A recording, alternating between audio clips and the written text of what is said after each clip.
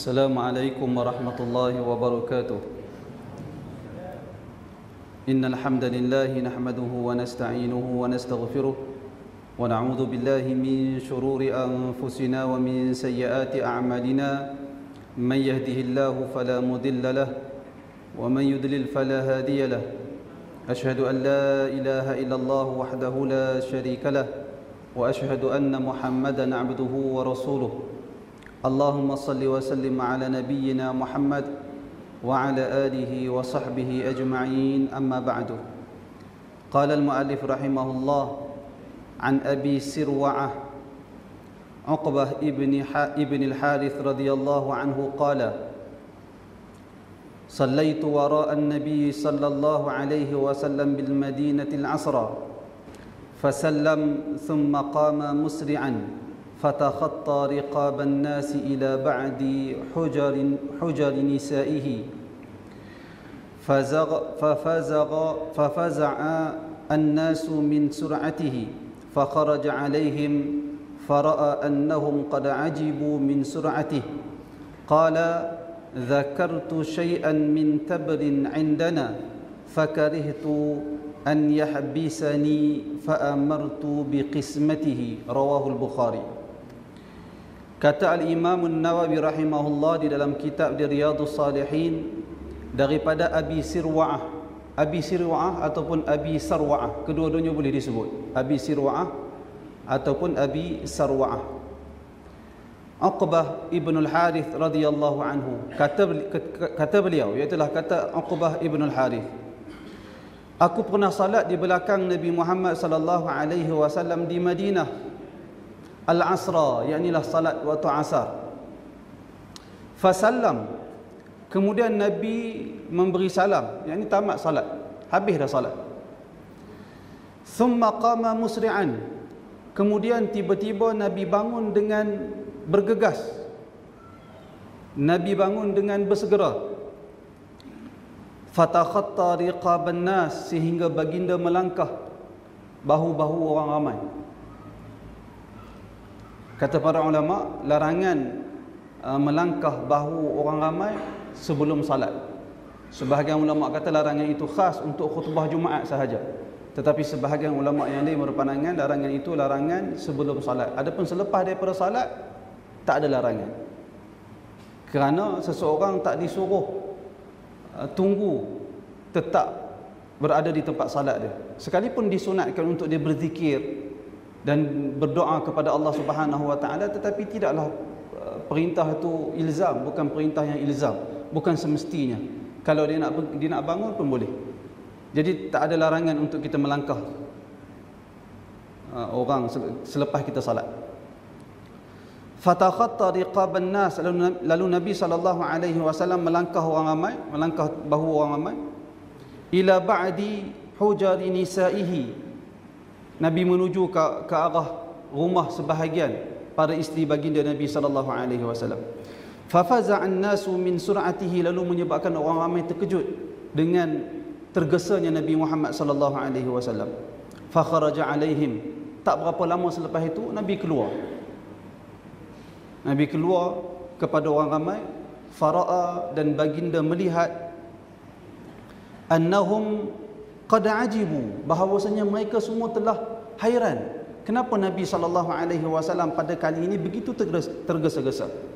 Qala, lalu Nabi sallallahu alaihi wasallam bersabda, zakartu syai'an, tadi selepas salat aku teringat sesuatu, min tabrin indana, aku teringat sesuatu, iaitulah tabrin. Tabrin iaitulah potongan emas ataupun perak yang ada pada Nabi Muhammad sallallahu alaihi wasallam, yang perlu dibahagikan kepada orang ataupun yang perlu diagihkan kepada orang yang memerlukan. Lalu kata Nabi, fakarihtu an yahbisani, lalu aku tak suka perkara itu ditangguhkan pemberian dia. Fa amartu biqismatihi, lalu aku telah menyuruh seseorang untuk membahagikan potongan emas atau perak yang ada pada aku tersebut. Tuan-tuan sekalian, hadis ni diriwayatkan oleh Al-Imam Al-Bukhari rahimahullah.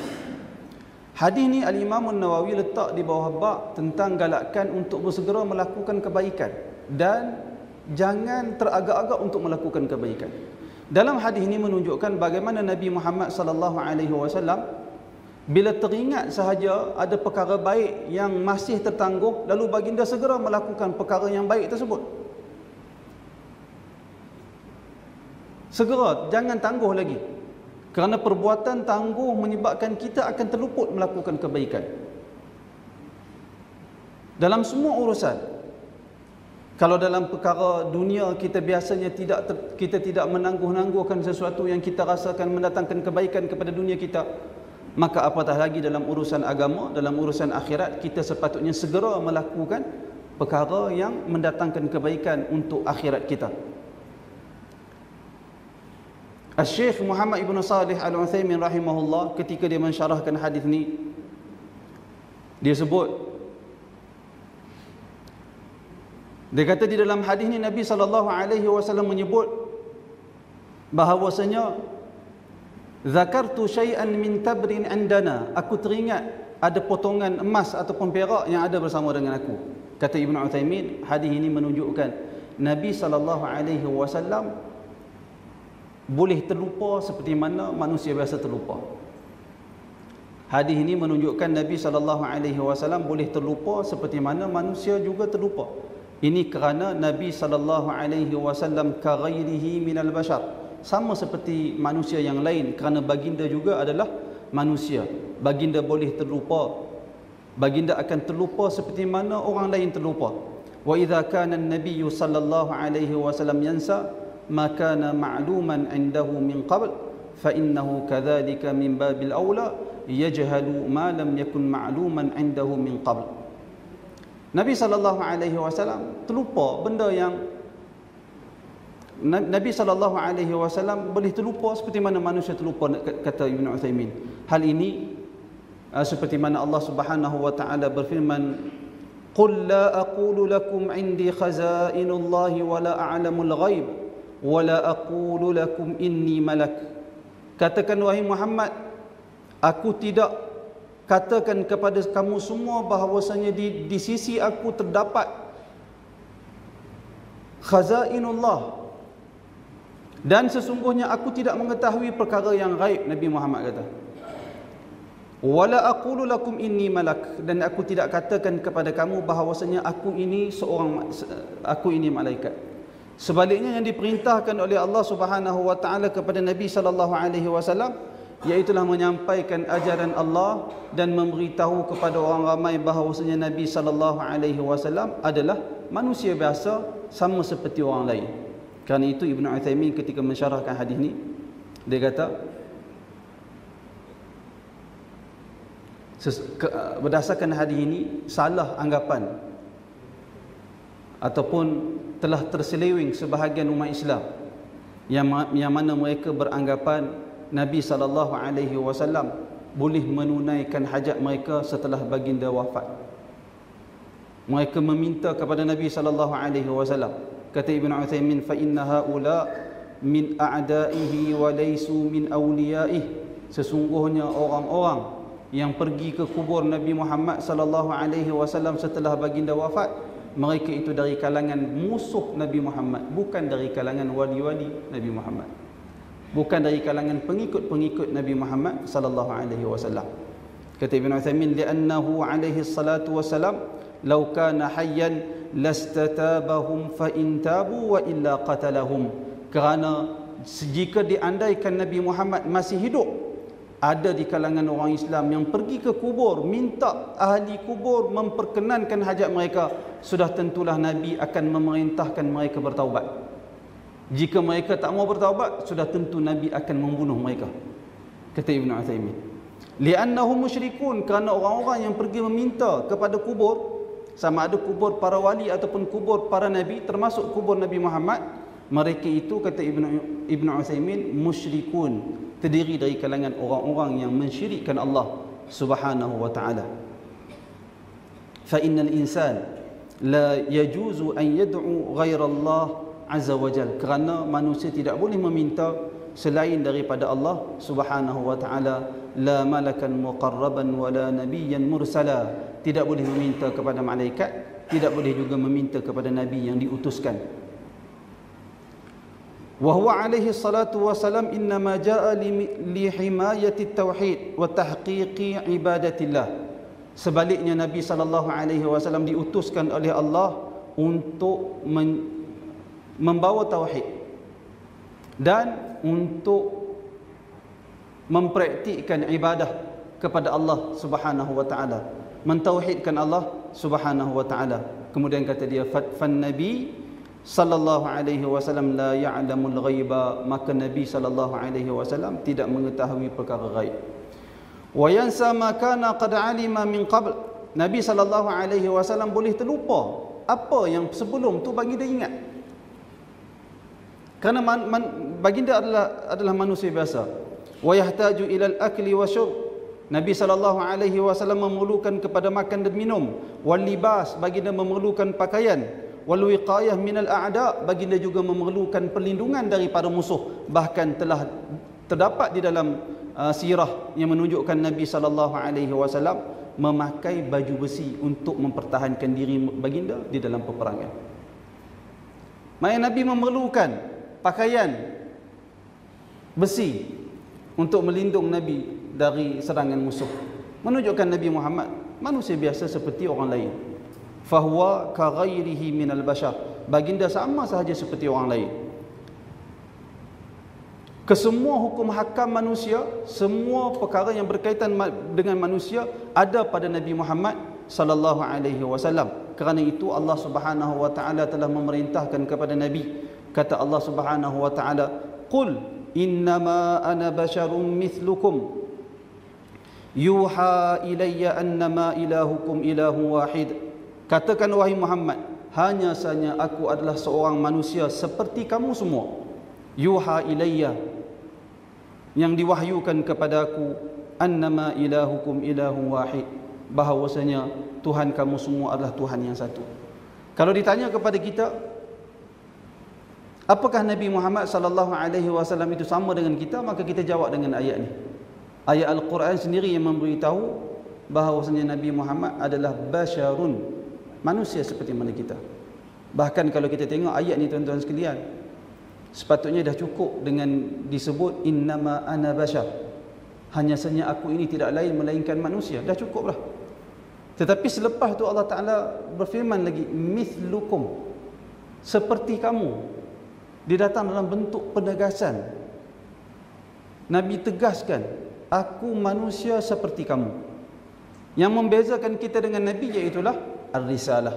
Nabi diwahyukan kepadanya dengan Al-Quran. Itu saja yang membezakan Nabi dengan kita semua. Surah Al-Kahfi ayat 110. Kalau kita perhatikan, ternyata Nabi Muhammad sallallahu alaihi wasallam sifat-sifat baginda adalah sama seperti manusia, sama seperti kita semua. Nabi sallallahu alaihi wasallam bersedih ketika anak baginda Ibrahim meninggal dunia. Nabi sallallahu alaihi wasallam bimbang. Nabi sallallahu alaihi wasallam berduka cita. Semua itu berlaku kepada Nabi Muhammad sallallahu alaihi wasallam. Kata Ibn Uthaymin lagi, wa fi hadzal hadis aidan dalilun ala shiddatil amanah wa 'idhamiha wa anna al-insan idza lam yubadir bi adaiha fa innaha qad tahbisuhu. Kata dia, hadis ini juga, di dalam hadis ini juga terdapat dalil pentingnya amanah, penting dan besarnya amanah.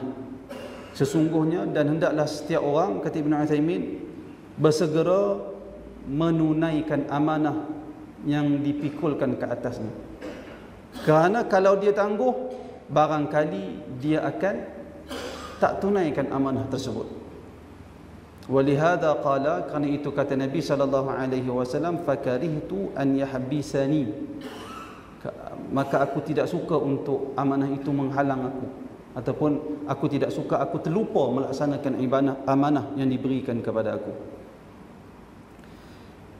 Fakadzalika aidan fid dain, kata Ibn Uthaymin, demikian juga termasuk amanah yang perlu kita laksanakan, perkara yang perlu kita laksanakan, iaitulah dalam persoalan hutang, kata Ibn Uthaymin.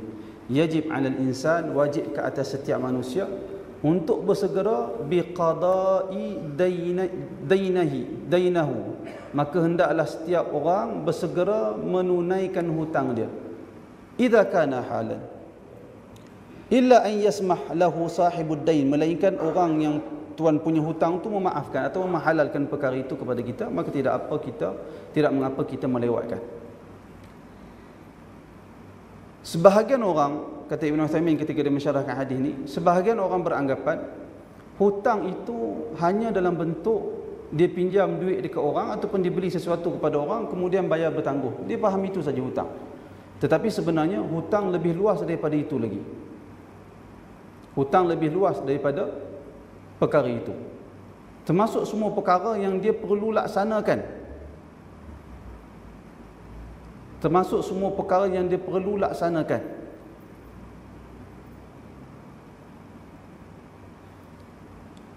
Sekalipun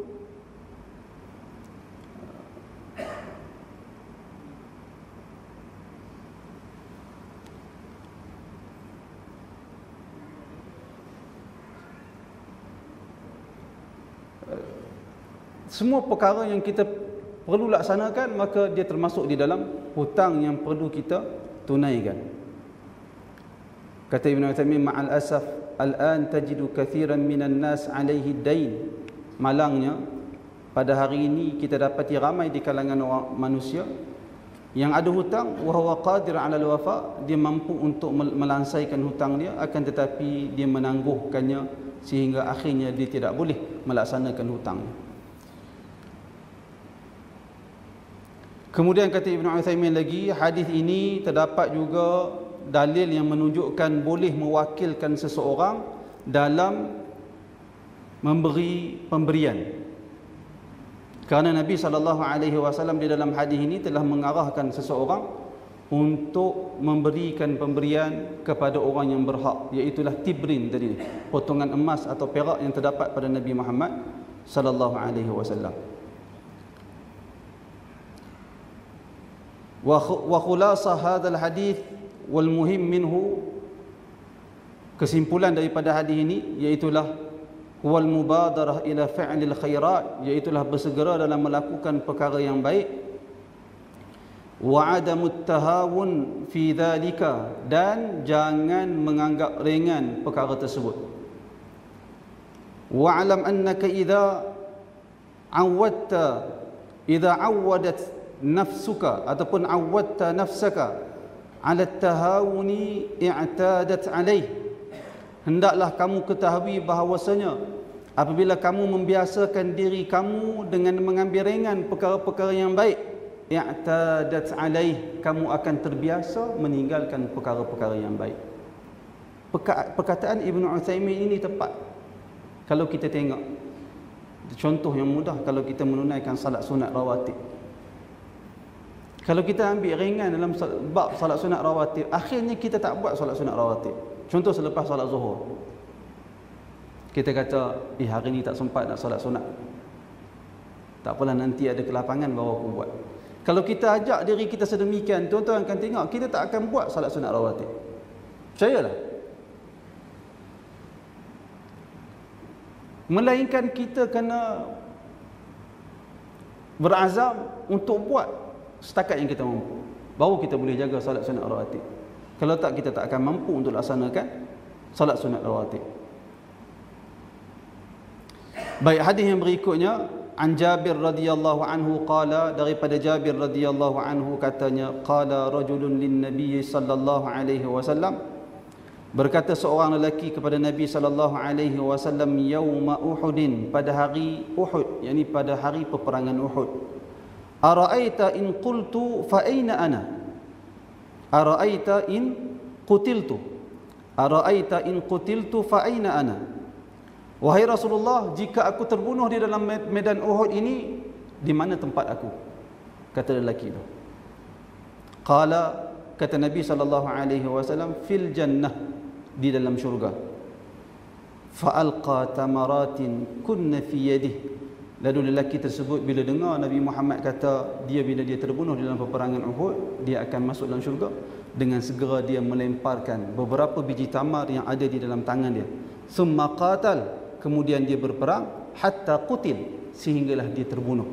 Hadis muttafaqun alaih, diriwayatkan oleh Al-Bukhari dan Muslim. Hadis ni tuan-tuan menunjukkan kepada kita bagaimana sahabat lelaki ni, sahabat Nabi SAW, bersegera untuk mendapatkan kebaikan, bersegera mendapatkan janji daripada Nabi Muhammad SAW, jika dia terbunuh di dalam medan Uhud, dia akan masuk ke dalam syurga. Demikianlah para sahabat. Bersungguhnya para sahabat untuk mengetahui apa sahaja kebaikan untuk mereka dan mereka hendaklah amalkan. Ini sifat orang yang beriman. Contoh yang ditunjukkan oleh para sahabat Nabi radhiyallahu anhum ajma'in. Yang mana mereka bertanya kepada Nabi, tujuan dia untuk mereka beramal. Malangnya sebahagian besar dari kalangan kita pada hari ini, dia tanya perkara yang berkaitan agama kadang-kadang hanya sekadar untuk tahu. Sekadar untuk tahu saja, sekadar untuk tambah maklumat.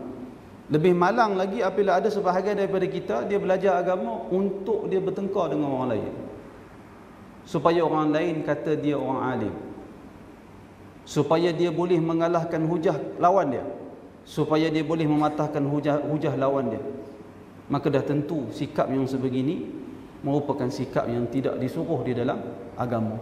Sebaliknya kita belajar agama untuk diri kita sendiri, iaitulah untuk kita beramal, untuk mendekatkan diri kepada Allah Subhanahu wa taala. Di dalam hadis ini menjanjikan ganjaran yang cukup besar kepada orang yang berjihad di jalan Allah Subhanahu wa taala. Dan jihad, tuan-tuan sekalian, yang dinamakan sebagai jihad, iaitulah jihad yang dalam erti kata sesiapa yang terbunuh di dalamnya akan dimasukkan ke dalam syurga dan akan terhitung dari kalangan orang-orang yang mati syahid. Iaitulah jihad yang dilakukan li'i'la'i kalimatillah, untuk meninggikan kalimah Allah Subhanahu wa taala. Itu sahaja jihad fi sabilillah.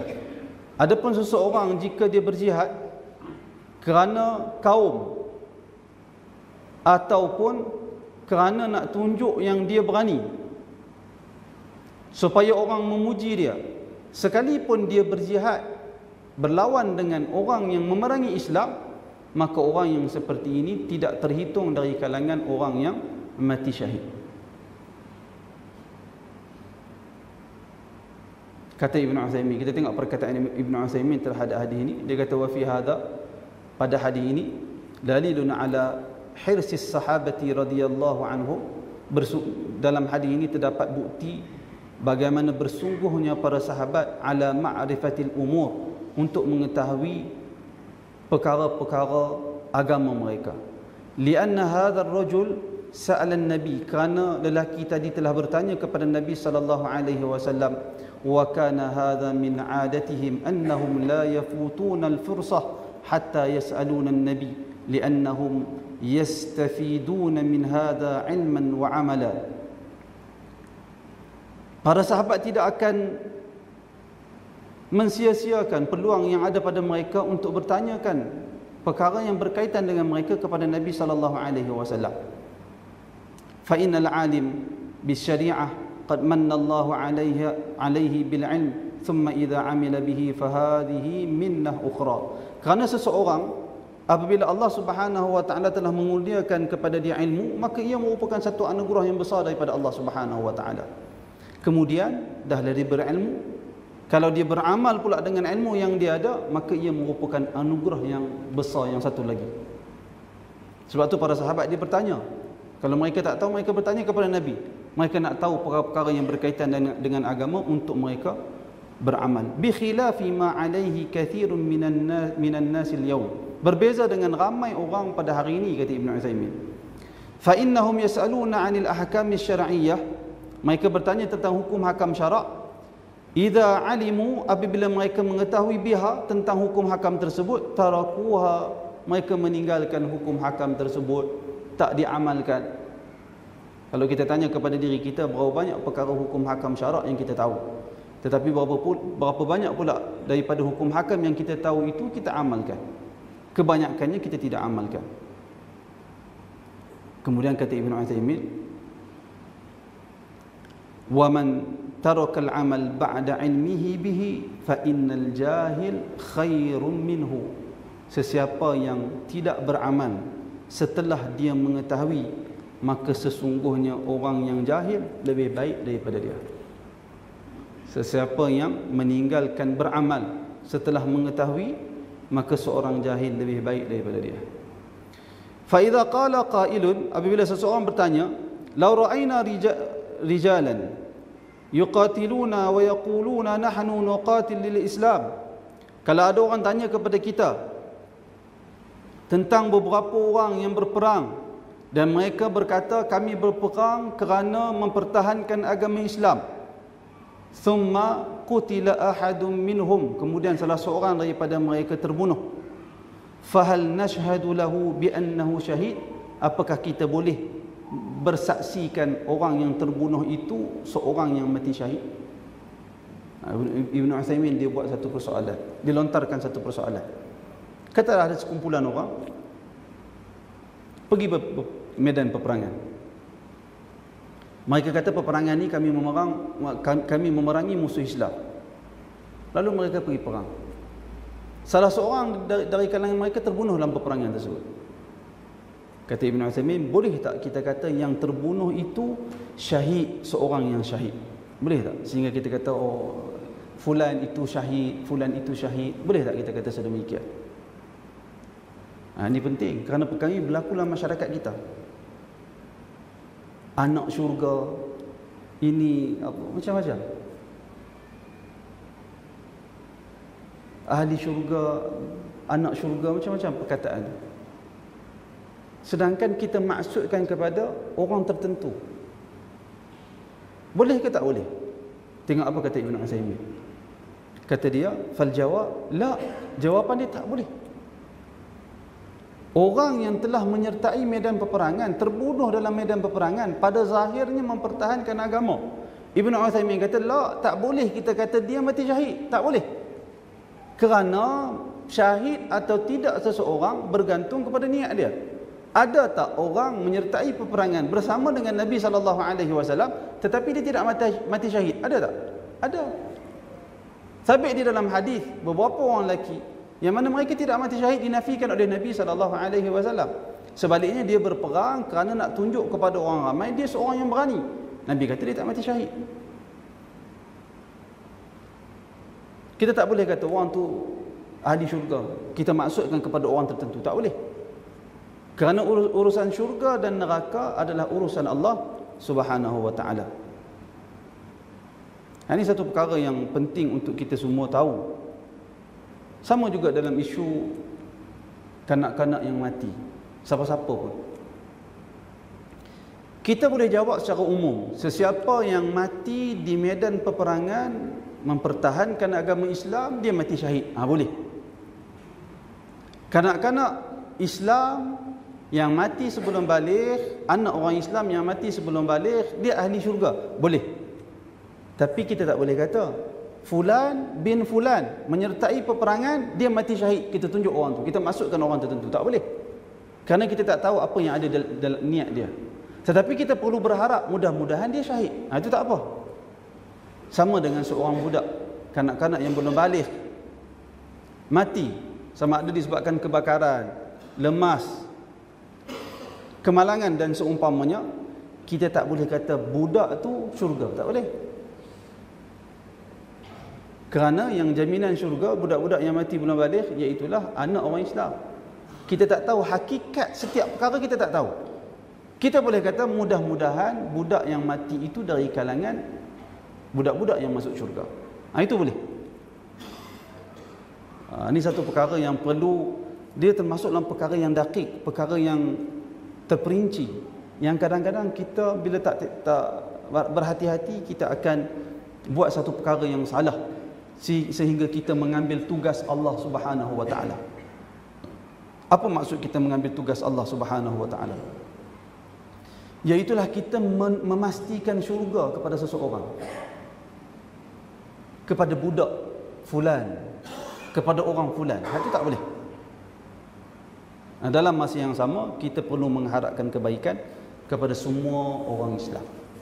Kita mengharapkan mana-mana orang Islam yang mati dalam peperangan, mereka dikurniakan syahid.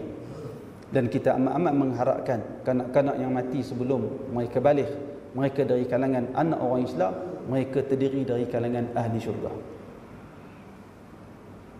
Boleh tuan-tuan? Hadis yang berikutnya. Ya. Yang ada kata syurga kanak-kanak. Syurga ada peringkat. Mana ada syurga untuk kanak-kanak sahaja?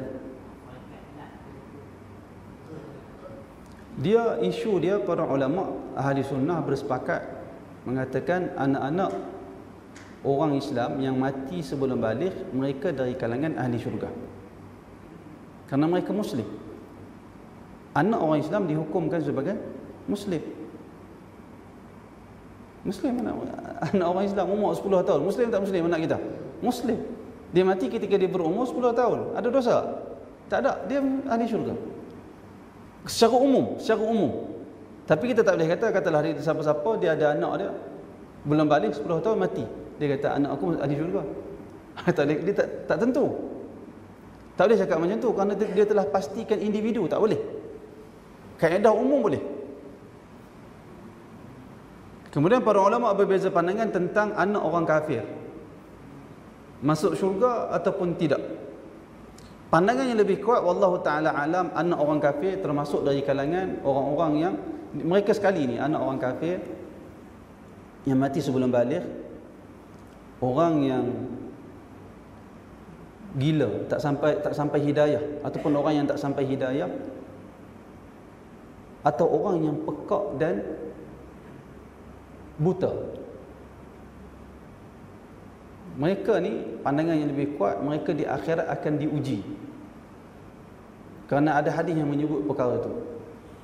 Allah Subhanahu wa taala akan berfirman kepada mereka ni, kumpulan ni, anak orang kafir yang mati sebelum balik, orang gila, orang yang tak sampai hidayah. Allah akan berfirman kepada mereka dan memerintahkan kepada mereka semua untuk masuk ke dalam neraka. Lalu sebahagian mereka tak mau, enggan, dan mereka berkata, bagaimana kami nak masuk neraka sedangkan kami belum tak diberi peluang untuk beramal di dunia. Dan sebahagian lagi terus bergerak menuju ke dalam neraka. Lalu Allah Subhanahu wa taala jawab kepada orang-orang yang enggan masuk ke dalam neraka setelah Allah Taala merintahkan kepada mereka, jika hari ini mereka tak mau dengar perintah Allah Subhanahu wa taala, maka bagaimana jika mereka di dunia diberi peluang untuk melakukan ketaatan hanya dengan utusan seorang rasul? Dah tentulah mereka lebih enggan mentaati, lebih enggan taat. Lalu yang enggan dimasukkan ke dalam neraka, dan yang masuk ke dalam neraka, yang taat itu dikeluarkan dari dalam neraka dan dimasukkan ke dalam syurga. Ada pun syurga untuk budak-budak, wallahu a'lam. Tak tahu. Ada syurga untuk budak-budak ke tak? Tapi budak-budak masuk syurga. Yang saya tahu ahli syurga dibangkitkan pada usia mereka, pada usia 30-an lebih. 30-an ke 33. Ahli syurga. Darjat, ya, darjat ikut amalan. Darjat ikut kedudukan seseorang. Wallahu a'lam. Sama ada syurga khas untuk budak atau tidak, saya wallahu a'lam, tak tahu. Wallahu a'lam. Kalau ada kesempatan saya akan sembang nanti. Hadis yang berikutnya, kata Imam An-Nawawi rahimahullah, an Abi Hurairah radhiyallahu anhu, daripada Abu Hurairah radhiyallahu anhu katanya, Ja'a rajulun ila Nabi sallallahu alaihi wasallam, datang seorang lelaki kepada Nabi sallallahu alaihi wasallam, faqala, lalu lelaki itu berkata, ya Rasulullah, ayyus sadaqati a'zamu ajran, wahai Rasulullah, apakah sedekah yang paling besar pahala dia? Qala, sabda Nabi sallallahu alaihi wasallam, anta saddaqa wa anta sahihun syahihun takhshal faqra wa ta'mulul ghina ولا تمهل حتى إذا بلغت الحلقوم قلت لفلان كذا ولفلان كذا وقد كان لفلان متفق عليه. Kata Nabi SAW, sesungguhnya sedekah yang paling besar pahala dia iaitulah kamu sedekah dalam keadaan kamu sahih, kamu sihat. Syahih ni nakkan harta. Orang sihat biasanya dia sayang harta ke dia tak suka kat harta? Orang sihat biasanya dia nak harta lah. Dia tengok harta dia, dia rasa macam, aku tak bagi ke orang lain dah, ni untuk aku seorang. Sedekah yang paling baik ketika kita sihat, ketika kita nakkan, kita tamakkan harta tu. Takhshal faqra, dan kamu dalam ketika itu bimbangkan kefakiran. Dan bercita-cita kaya. Kemudian kata Nabi SAW, wala tumhil, jangan kamu tinggalkan sedekah, kata Nabi, hatta, sehingga balagatil halqum, sehingga nyawa sampai di halqum. Bila nyawa sampai di halqum, baru kamu kata li fulanin kadha wa li fulanin kadha. Untuk orang ni aku bagi sedekah kat dia sekian-sekian banyak, untuk orang ni aku beri pada dia sekian-sekian banyak. Wa qad kana li fulan. Nak sedekah apa? Harta tu bila dia mati milik orang lain dah. Nak sedekah waktu hidup, waktu sihat, waktu rasa kedekut, itu sedekah yang paling baik. Tapi bila kita dah nak meninggal, harta tu jadi milik siapa? Bila kita meninggal, tuan-tuan, harta tu jadi milik siapa? Jadi milik waris, bukan lagi milik kita. Itulah bukti harta yang kita miliki pada hari ini hakikatnya bukan milik kita. Sebaliknya milik Allah yang Allah Ta'ala berikan kepada kita sebagai pinjaman buat seketika waktu.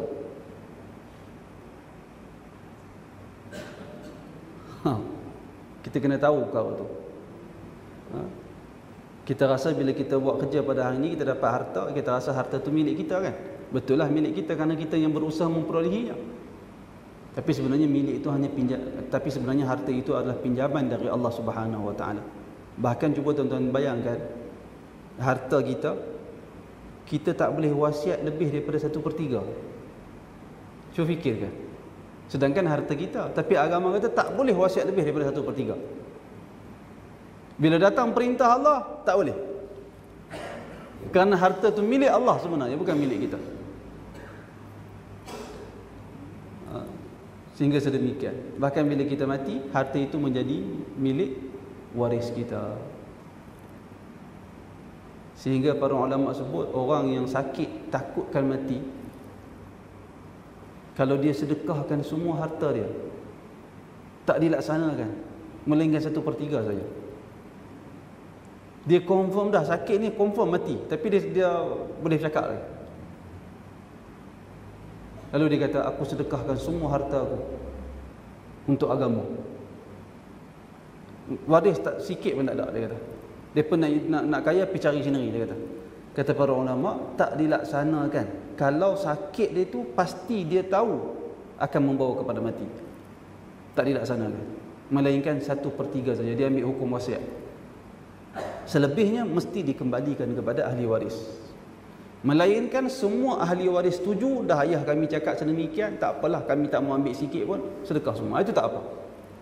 Tapi kalau waris kata kami nak juga, kena beri kepada waris kerana menjadi hak waris. Tapi menarik di dalam hadis ni tuan-tuan sekalian, Nabi SAW sebut, jangan kamu tinggalkan sedekah sehingga sampai nyawa pada halqum. Apa maksud nyawa sampai pada halqum? Kata para ulama, Ibn Uthaymin antaranya sebut, itu menunjukkan roh ditarik dari hujung kaki ke atas. Ditarik dari hujung sehingga ke atas. Jadi dia dikeluarkan dari atas.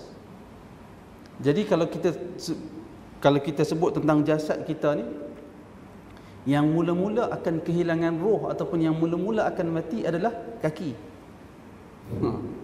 Sebab Nabi kata sehingga sampai ke halqum, maknanya dari bawah naik ke atas. Sebab tu salah sebahagian orang yang beranggapan orang yang beriman mati pejam mata disebabkan roh dia keluar ke ujung kaki. Biasa dengar? Tak betul. Siapa pun dia, orang baik ke, orang jahat ke, Muslim ataupun kafir, mati dia ditarik ke atas. dan penglihatan akan menuruti ruh ketika ruh keluar. Nabi sebut innar ruh idza qubid tabi'ahu al-basar. Ruh apabila ditarik akan menurutinya penglihatan. Sebab itu pada kebiasaannya orang yang mati mata dia akan terbuka, dan terbukanya mata mayat bukanlah menjadi petanda orang itu mati baik ataupun mati tak baik. Fa fi hadzal hadis, kata Ibnu Utsaimin, di dalam hadis ini dalilun, ada bukti ala anna al-insana yanbaghi lahu an yubadira bis sadaqati qabla an ya'tiyahu al-maut. Hendaklah seseorang insan bersegera melaksanakan sedekah sebelum datang kepada dia kematian. Wa annahu idza tasaddaqa fi hali huduril ajal, dan bahawasanya kalau dia bersedekah ketika datang ajal dia, kana dhalika aqallu fadlan mimma law tasaddaqa wa huwa sahihun syahihun. Perbuatan itu kurang kelebihannya, kurang pahalanya berbanding seseorang yang bersedekah ketika dia sihat dan ketika dia masih tamak kepada harta tersebut. Wa fi hadha, dan di dalam hadis ini juga ada dalil bahawasanya seseorang apabila dia bercakap ketika dia hendak meninggal dunia, maka cakap itu diambil kira. Cakap itu diambil kira selagi mana dia sedar apa yang dia cakap. Tapi kalau dia dah nazak sehingga dia tak tahu apa yang dia sebut, kadang-kadang kita duduk di sebelah orang yang nazak, dia akan sebut benda-benda yang merapu. Dia sebut nama orang-orang yang lama, dia cakap benda-benda yang kita tak tahu apa tujuan dia bercakap. Cakap yang macam tu tak diambil kira. Tetapi ketika dia masih waras, dia masih tahu apa yang dia cakap, maka perkataan itu diambil kira. Perkataan itu diambil kira. Kalau dia sebut aku wasiat sekian-sekian, maka wasiat itu diambil kira lah, dengan syarat tak lebih daripada 1/3. Sebab tu saya sebut tadi, kalau seorang dia putus harapan hidup, dia sakit yang memang dia tak ada harapan hidup, confirm dah, dia sedekah semua harta, dilaksanakan 1/3 sahaja, dia tetap laksanakan kerana waktu tu dia waras. Bukan tak laksanakan terus, dilaksanakan, tetapi tak lebih dari 1/3. Kemudian kata Ibnu Utsaimin, di dalam hadis ini juga ada dalil bahawasanya ruh takhruj min asfalil badan, keluar dari bahagian bawah badan, tas'ud, naik ke atas sehingga dia sampai ke bahagian badan yang sebelah atas, a'lal badan, seperti yang saya sebut tadi. Kerana Nabi SAW sebut hatta idza balagatil halqum, kerana baginda menyebut sehingga roh itu sampai pada halqum. Kemudian kata Ibnu Utsaimin, fa awwalu ma yamutu minal insan asfaluhu, yang awal sekali yang mati pada jasad manusia adalah bahagian yang bawah. Takhrujur ruh, apabila ruh keluar daripada bahagian yang bawah, bi an tas'uda fil badan, kemudian naik ke atas badan, ila an tasila ila al-halqum, sehinggalah ruh itu sampai pada halqum. Thumma yaqbiduha malakul maut, kemudian malaikat maut akan tarik ruh tersebut untuk dikafankan oleh malaikat. Jasad dikafankan oleh manusia, ruh dikafankan oleh malaikat, tetap dikafankan. Berdasarkan hadis yang agak panjang, antaranya diriwayatkan oleh Imam Ahmad, menceritakan bagaimana malaikat maut turun untuk mencabut nyawa seseorang yang telah sampai ajalnya. Malaikat maut akan bawa bersama dengan dia kain kafan, bergantung pada seseorang tu. Kalau dia orang yang saleh, maka dibawa kain kafan yang lembut, yang wangi. Manakala kalau yang nak meninggal tu seorang yang jahat, akan dibawa kain kafan yang keras, kasar, lagi bau busuk baunya. Lalu malaikat maut akan duduk di hujung kepala dan akan berseru supaya roh itu keluar. Sabit dalam hadis Nabi. Nabi menceritakan agak detail hadis itu. Kemudian kalau dia orang yang beriman, dia akan keluar seperti mana air yang keluar daripada muncung teko. Itulah bertepatan dengan firman Allah Subhanahu wa taala, wan nazi'ati gharqa wan nashitati nashta wan nashitati nashta. Manakala bagi orang yang tidak beriman, apabila diseru oleh para malaikat, keluarlah kamu, bertemu dengan kemurkaan Allah Subhanahu wa taala, lalu menyebabkan roh itu takut dan dia berselerak di seluruh tubuh badan, menyebabkan malaikat terpaksa tarik dan sentak. Sehingga Nabi SAW sebut, kama tunza'u safut minas sufil mablul, seperti mana ditarik kain bulu yang basah yang tersangkut pada besi yang bercabang. Bertepatan dengan firman Allah Subhanahu wa taala, wan nazi'ati gharqa, demi malaikat yang mencabut nyawa dengan begitu keras. Jadi roh dikafankan oleh malaikat, manakala jasad dikafankan oleh manusia. Wallahu taala alam. Kita berhenti seketika untuk azan Isya. Tuan-tuan ada soalan? Ya? Tak dengar? Macam mana? Sekali lagi saya. Oh, roh. Roh ni ada jisim ke tak? Yas'alunaka 'anir ruh. Mereka bertanya kepada kamu wahai Muhammad tentang ruh. Qulir ruh min amri rabbi. Katakan wahai Muhammad, ruh tu urusan Tuhan aku. Wa ma utitu minal ilmi illa qalila, dan tidaklah kamu diberi daripada ilmu melainkan sedikit saja. Wallahu alam. Berjisim ke tak berjisim ke tak tahu. Wallahu alam.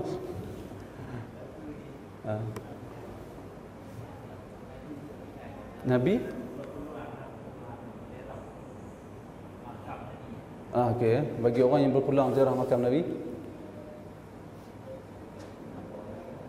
apa yang dia nak buat kalau dia pergi ziarah makam Nabi? Antara perkara yang dia buat itu dah dia memberi salam kepada Nabi Muhammad sallallahu alaihi wasallam. Assalamu alayka ayyuhan nabiyyu wa rahmatullahi wa barakatuh. Bagi salam kepada Nabi Muhammad sallallahu alaihi wasallam. Kerana kita disuruh memberi salam kepada bahkan kubur yang bukan kubur Nabi pun kita disuruh memberi salam.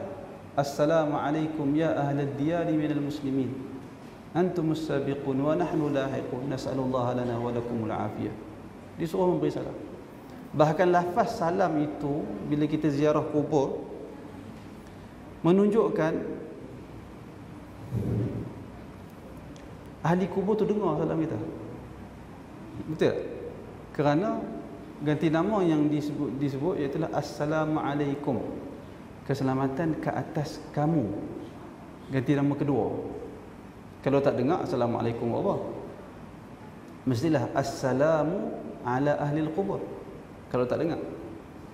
Kerana itu ketika kita pergi itu dia dengar. Selain daripada itu kita tak tahu. Kerana itu Syekhul Islam Ibn Taymiyah rahimahullah menyebut.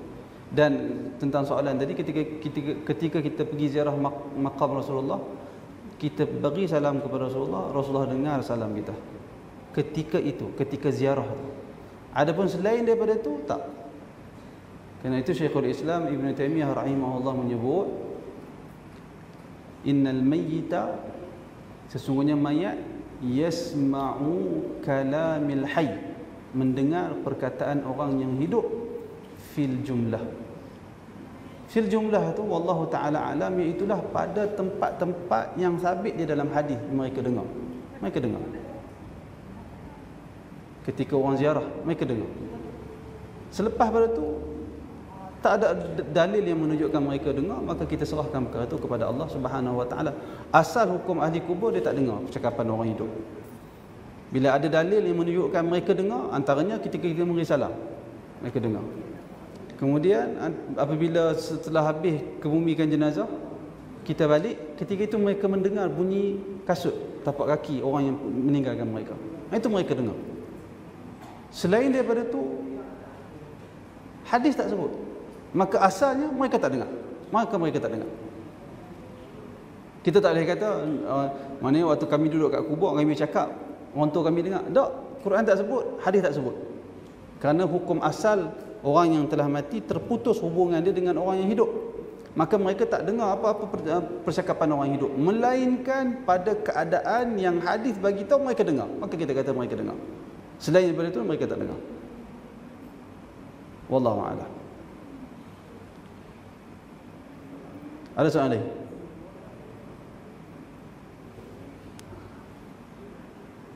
أقول قولي هذا وأستغفر الله العظيم لي ولكم. السلام عليكم ورحمة الله وبركاته.